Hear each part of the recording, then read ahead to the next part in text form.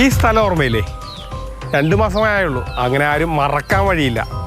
പോലീസിന്റെ അനാസ്ഥയിൽ 2 ജീവനുകൾ വെട്ടേറ്റ് പിടഞ്ഞു വീണത് ഇവിടെയാണ്.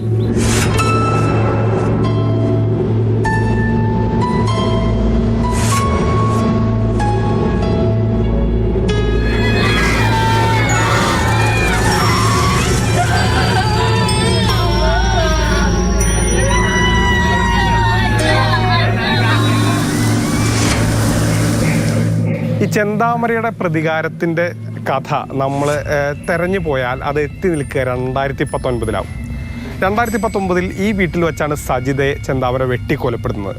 താനും ഭാര്യയുമായുള്ള പ്രശ്നങ്ങൾക്ക് കാരണം മുടി നീട്ടി വളർത്തിയ ഒരു സ്ത്രീയാണെന്ന് അയാളോട് ആരോ പറഞ്ഞു. അത് സജിതയാണെന്നാണ് ആൾ വിശ്വസിച്ചതും ഈ കൊലപാതകം നടത്തിയതും.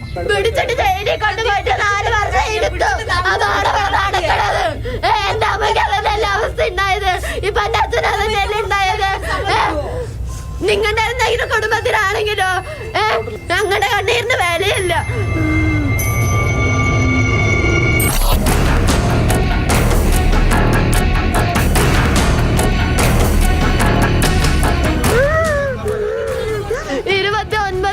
ഡിസംബർ 29 ഞാൻ വന്ന് പരാതി കൊടുത്തതാ.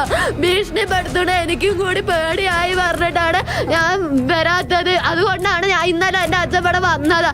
എനിക്ക് പേടിയായി പറഞ്ഞതുകൊണ്ട് മാത്രം ഞാൻ വരാതെ ഇരുന്നത്. ഞാനും വന്നതാണെങ്കിൽ ഇപ്പൊ ഇതന്നെയല്ലേ എൻ്റെ അവസ്ഥ.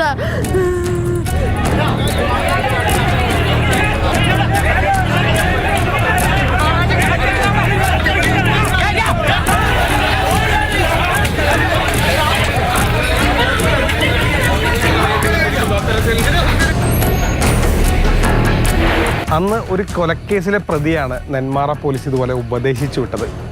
പോലീസ് ഉപദേശിച്ചു വിട്ടപ്പോൾ നല്ല ഇടയനെ പോലെ അവിടെ നിന്ന് മടങ്ങിയ ചെന്താമര നേരെ എത്തിയത് ഈ വീട്ടിലേക്കാണ്. തൻ്റെ വെട്ടുകത്തിക്ക് മൂർച്ച കൂട്ടി അടുത്ത ഇരയെ കാത്തു നിൽക്കുകയായിരുന്നു അയാൾ.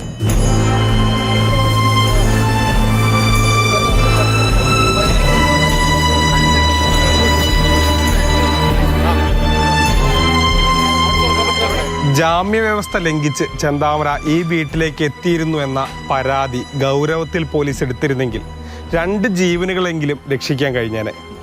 മൽഗോഷി മോഹനൊപ്പം ഗോകുൽ VS, മാതൃഭൂമി ന്യൂസ്, പാലക്കാട്.